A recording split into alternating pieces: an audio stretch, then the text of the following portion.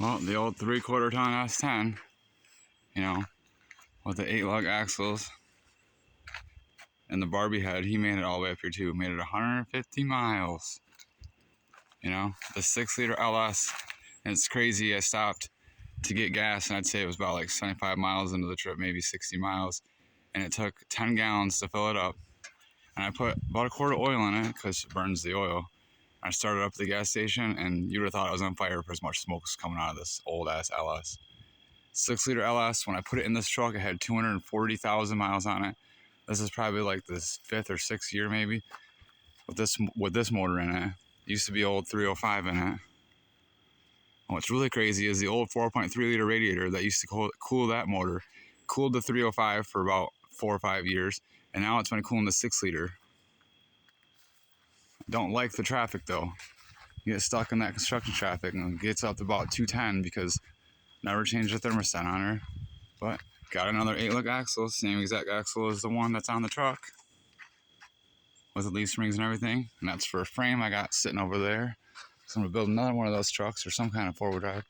See, when we hauled a big load too, I mean, the thing did some work. And with a 410 gear ratio, 3-speed transmission, so I was pushing 2,700, about 2,800 RPMs. I never went over 3,000 RPMs all the way up north, but I didn't have the speed going, but people weren't passing me, so must have been going fast enough. I mean, it's loaded. There's a whole nother transmission in the back of the truck for a front-wheel drive car. Bunch of spare tires. The spare tire for the truck alone weighs 120 pounds. And then that thing's loaded with extra tires and struts and CB shafts and knuckles and every part you would probably need for a bump and run car. Trailer tires ain't squatting though, so yeah, I got this whole steering knuckle assembly. That thing weighs like 100 pounds right there. But the old truck did it.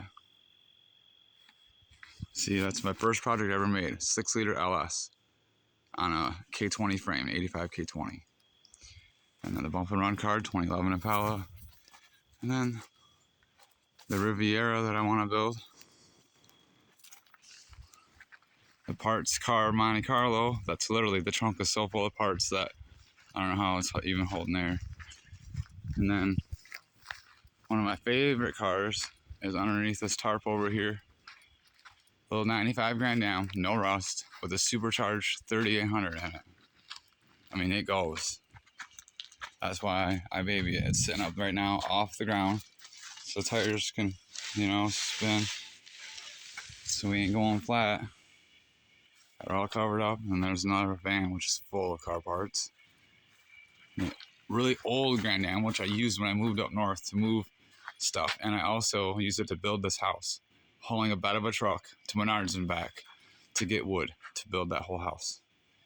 And it's donated all of its frame and all of its suspension and everything to this Grand Am, which is like 2 years newer than that one. So I guess this lives on. Even the transmission from this car, the transmission that did all that 250,000 miles before she died, that transmission is now in this car with a supercharged motor.